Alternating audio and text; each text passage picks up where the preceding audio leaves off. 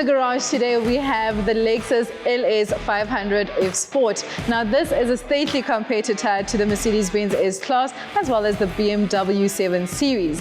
Although its competitors might outshine it, it still remains a very attractive looking car.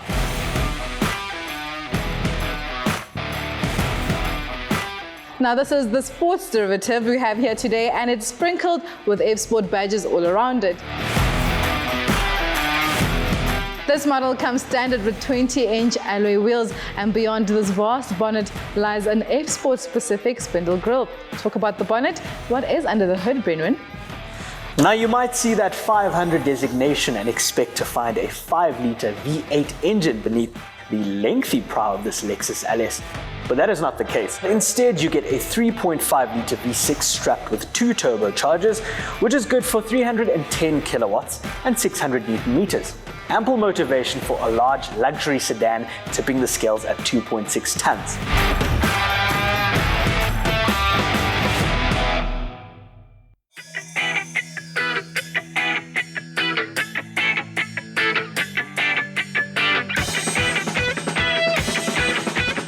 It has pneumatic suspension, so it offers a comfortable ride.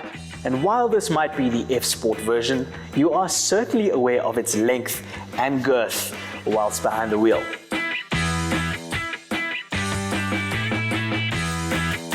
Well, now we know what propels it, but what can its privileged occupants expect inside? Sean, tell us more.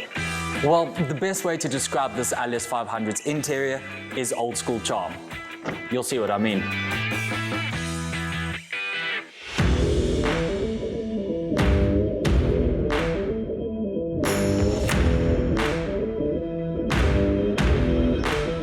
The interior combines finely crafted textures and materials. Seriously, you'll be hard-pressed to find any hard plastics in this car.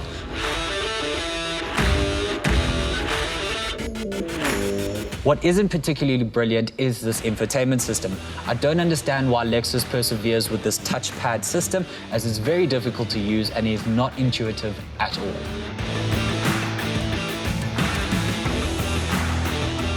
There really aren't many gripes to be issued at this LS's interior. Everything is very well made and very well glued together. But when you look at its competitors who pump flavorful scents through their air vents and have key fobs with large touchscreens, this LS in contrast feels like it's pandering to the clientele it already has and not the one it wishes to attract.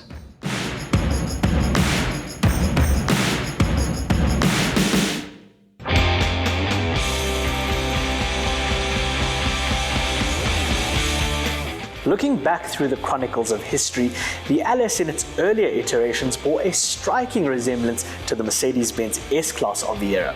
With those sharp creases and jagged edges, when it comes to looks, this is certainly the pick of the bunch. But you cannot say that this new one mimics its competitors in any way. It is striking.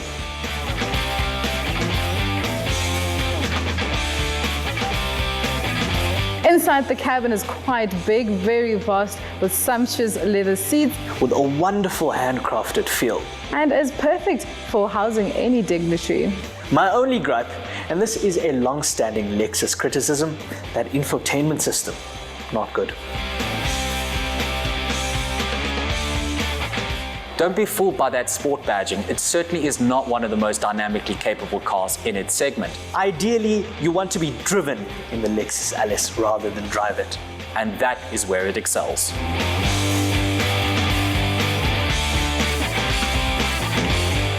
All things considered, the LS might not have the pizzazz that some of its German rivals does. Compared to its competitors, it really is a niche pick, but it wouldn't be my particular pick. But it remains a very good car and agreeable choice in its segment.